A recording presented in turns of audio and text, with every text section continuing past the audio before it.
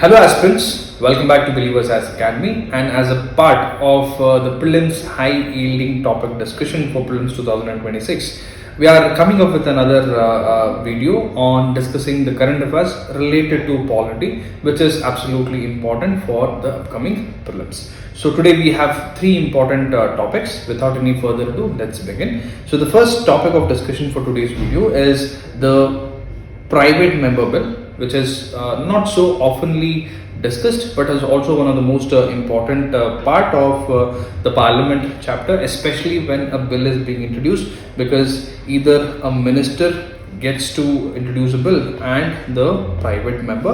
And today we will discuss about the private members bill, because often they come up in the discussions, but very little does people pay attention to this private members bill, and this is of an important aspect for the prelims exam also. So let's discuss. So now, first and foremost, what is the meaning of this? If you have to understand that, what is the difference between a private member bill?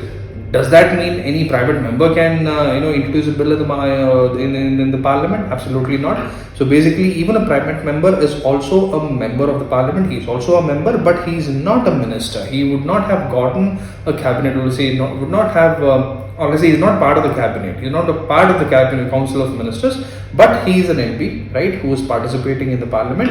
And whosoever is, let's say an MP but not a minister who is introducing a bill, that automatically becomes a private member bill. And any bill introduced by such minister is known as private members bill, and the responsibility for drafting lies with the member themselves. Very important. You have to keep this in mind, right? Next, how does it work? So even before a private member perform or places the bill, he has to take a 1 month prior notice before introducing, and the permission from the presiding officer. Usually it is the speaker in terms of the Lok Sabha, and in the case of Rajya Sabha it is the chairman. And if the presiding officers allow for the private member to place his private bill, especially in the Lok Sabha, the last 2.5 hours of every Friday is been allotted for the discussion of this private member bill, and in the Rajya Sabha it is once again 2.5 hours of every alternative Fridays, which is also very important. You have to keep in mind. Next, in terms of the historical background, a little bit of the background, if you have to use, the first private members bill ever to introduce was regarding, or let's say which was the bill, it was the Muslim Waqf bill. And who was it? It was in the year 1952, introduced by Syed Muhammad Ahmad Qasmi.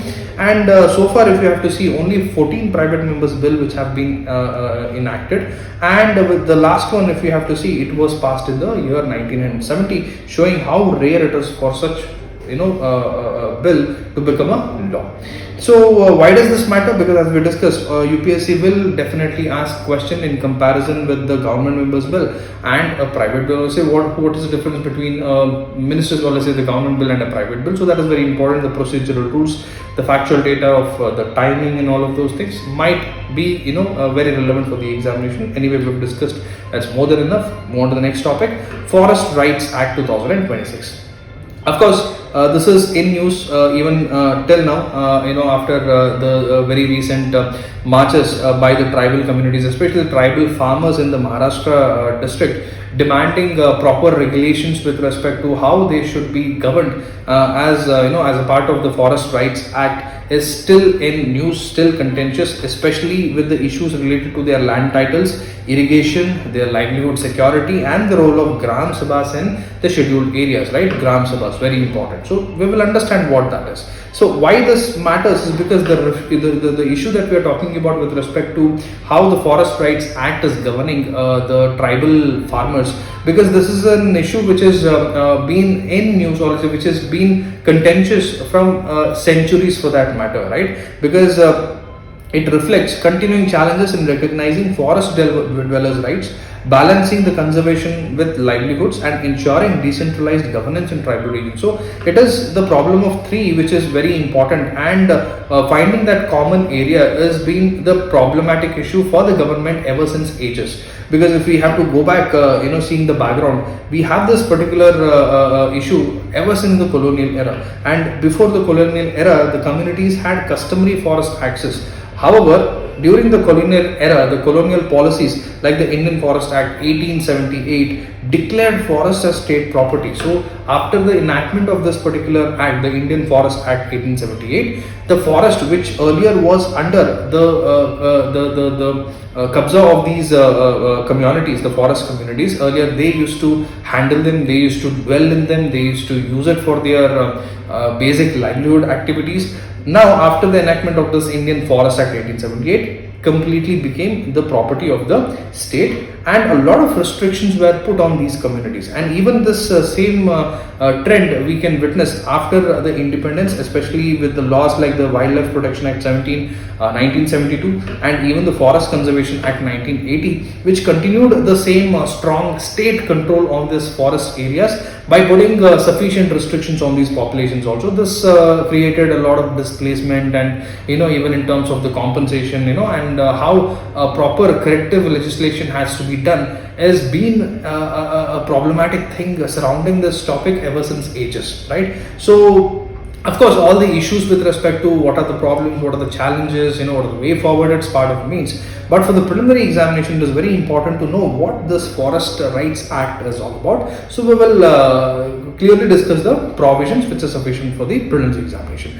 First is, it was enacted to recognize and give the forest rights to two important category. One is the FDST, which is the Forest Dwelling Scheduled Tribes, and then OTFD, which is the other traditional forest dwellers. So these two terminologies very important. And why was it enacted? It was enacted to correct the historical injustice which was caused by the colonial, caused ever since colonial era by the Britishers, or let's say by whosoever colonized India, and also to compensate the historical injustice that was done even after the post-independent era as well, right? So hence this Forest Rights Act 2006 was to rectify the injustices which happened to them, and this applies primarily to people who are dependent on forests for livelihood. That is also very important, and they have clearly set one important criteria as to who should be considered as OTFDs, which is the other traditional forest dwellers. They must have, and they should definitely have 75 years, which is the 3 generations worth residence document with them, and before December 13th 2005. And this is to recognize both individual and community rights over forest resources. So this is also a very important point, that this particular act recognizes both the individual right to access the forest, and also if it is about a particular community and their access or let's say their right over a particular forest, even for that also that this act plays, let's say this act holds good.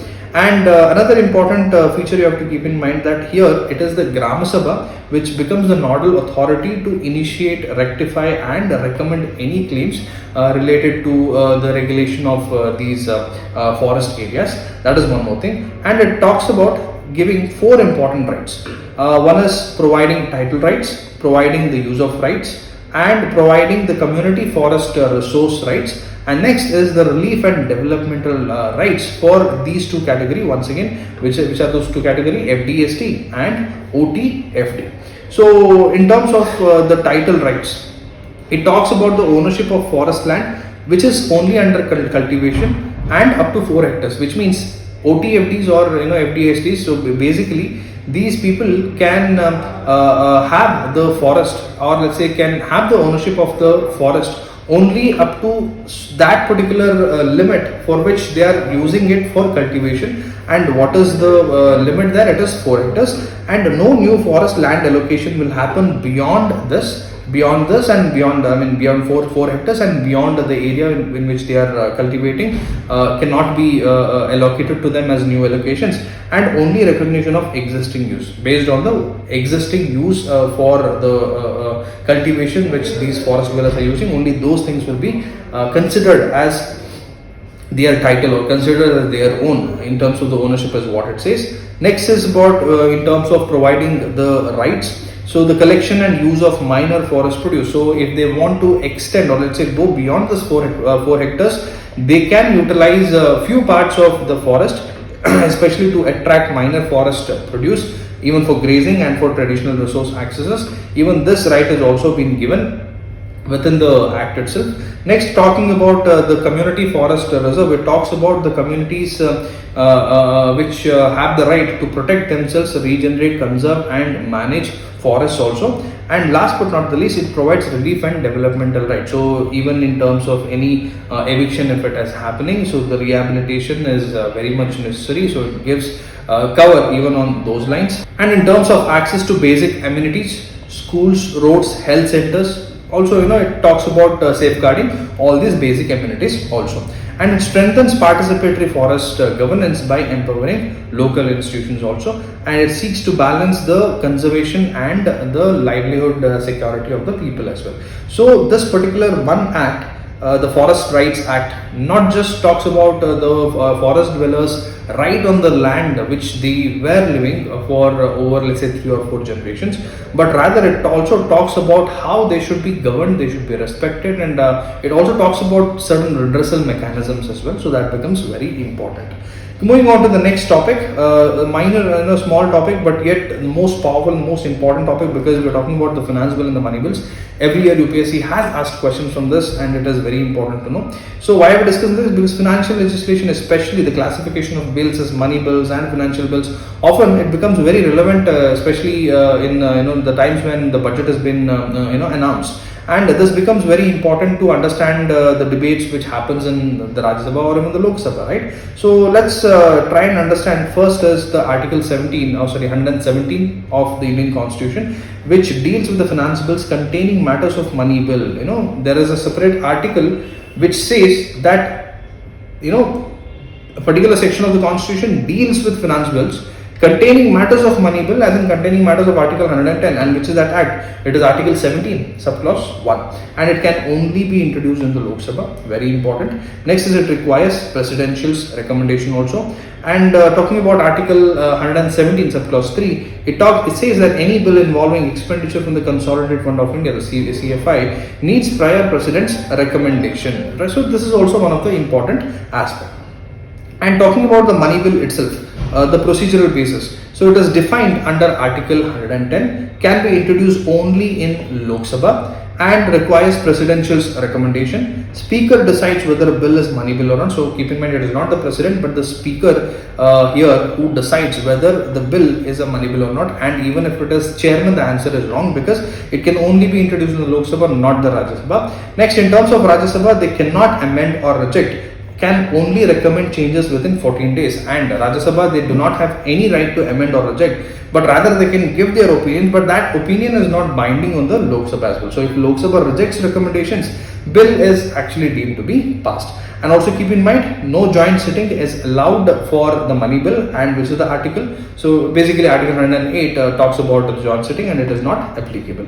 Then special procedures under Article 109. So now talking about the finance bills, the important facts, it is introduced once again in the Lok Sabha, pretty much like the money bill, and usually this is done with the budget, and it contains materials, or let's say subject matter related to taxation and financial proposals. And when it is a finance bill category 1 with the money bill provisions, let's say if it has certain provisions related to money bill, it is treated like a money bill, and Rajya Sabha can only recommend amendments for this, and once again it must be passed within the required time for implementation of financial proposal. So keep in mind, especially for these kind of topics, very important topics, UPSC will usually set traps on some of the very crucial points like joint sitting, whether it is possible or not, right? Then talking about Rajya Sabha, the suggestions are binding on Lok Sabha or not, or is it just advisory in nature, right? And speaker's certification, is it important or is it crucial, or just it can be, or let's say even the speaker will be changed to president, and then president's recommendation, right? So these are some of the important areas which you have to focus. So anyway, that's all for this particular video. 3 topics are done sufficiently, which is more than sufficient for prelims. Anyway, we'll come back with another video with 3 more important articles. Until then, signing off. This is Madan Gopal. Have a beautiful day.